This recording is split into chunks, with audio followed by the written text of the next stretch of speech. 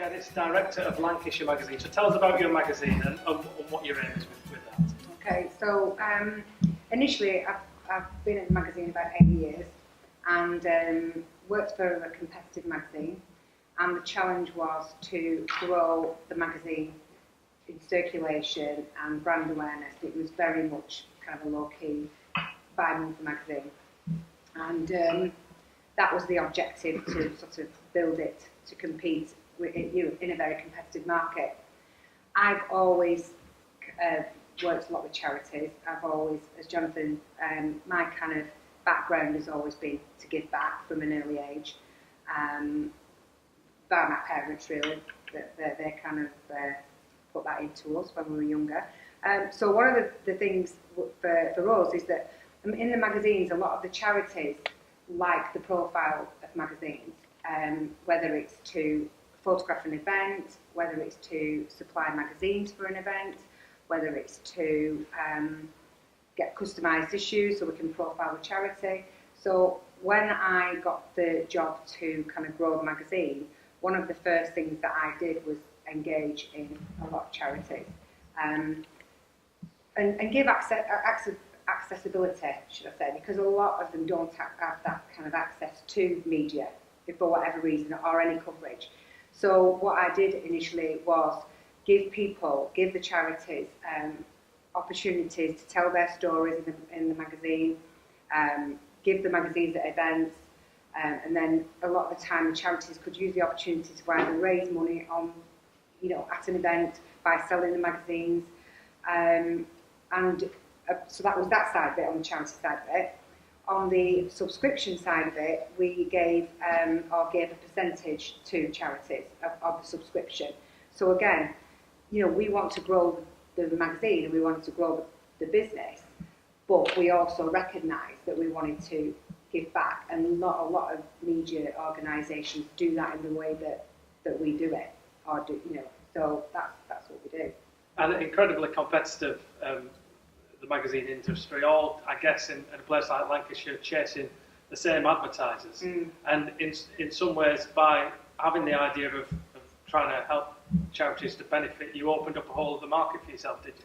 Yeah, because also what happens then is when you become accessible to the business, to the charities, the businesses, a lot of businesses do have a particular charity that they are, sort of close to. So then, in the same breath, if the businesses are supporting the magazine by paying for advertising to grow their business, then if we can support them by supporting a charity that they have an alliance with, then everybody wins then. And I realise the power of what we have, like I say, from a coverage point of view, because it is a very competitive market. Everybody wants to get out there from a business point of view, from a circulation, but from a charity point of view. So that way, it's like a circle really, because we're all helping each other and also benefiting charities as well, because, there's a lot of charities out there that don't have the opportunity to get the profile or don't necessarily know where to start. So I made a conscious effort to get out there and make ourselves available and accessible by saying, yes, we will support you in whatever way we can. And I've gone on to do that through organising events as well. I've organised a lot of events under the Lancashire magazine hat, and I also organise my own events for charities, because a lot of charities want to find ways to raise money but really don't know where to start. And because I've been in media for 25 years, I can't believe I've made it to that, I've organised a lot of events. So, for me, it's second nature, and I just do it. I can just do it, and it's easy. For a lot of charities, they want to organise something, but they've no clue where to start. So again, what's great is I can offer that support and that help by, helping them raise money and giving them ideas and creating events. So. And you obviously come across a lot of businesses. Is there this will out there to try and help? Do businesses, in the same way as the charities sometimes want to have an event or want to raise money, do some publicity, but can't think where to start? Are the businesses on the other side of that coin? Absolutely, and I think that's where Antz comes in, because Antz can show a business how to engage with charities, because a lot of them don't. they want to do it, but A, they might not know where to start, B, they might not have the time to do it, whereas that's the great thing about Antz, because they can take all that pain out of it, you know, and then, you know, they're kind of happy that they're actually giving something charitable. They're not having to think too much about it, because Antz can take care of it by giving them the different vehicles. And they've got, you know, kind of a lot of charities that they know that they can match them with the businesses. So if a business has got a particular motivation for helping a particular sector, then Antz can deliver it. So again, it's a win-win. Jonathan, there might be some people here who are a little bit cynical about, I guess, motivation of businesses getting involved with charities. Sometimes this idea that corporate social responsibilities has in some ways become a bit of a tick box exercise.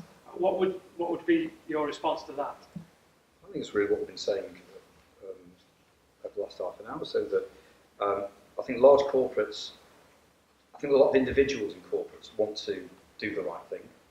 You'll see a lot of recruitment from universities now very much around corporate responsibility. I know it's certainly on one of the agendas on most of the business studies courses at universities about corporate responsibility. And these are the business leaders of tomorrow. I think large businesses, though, find it hard, large and small. You know, we're an SME. As I say, before I met Antz, I couldn't deliver the programme. I've delivered without Antz. Equally, to be fair, Antz couldn't deliver it without me. You know, the prison couldn't do what they're doing. It's not, you know, it's the fact that we can work together. That's the thing.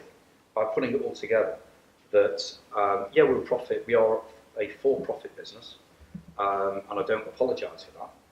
But when you put a commercial enterprise with a charity and you put it together for the better good, I don't think profit's a dirty word. You can be as cynical as you want to be. You know, that's down to anyone else. That's people's views if you want to be cynical.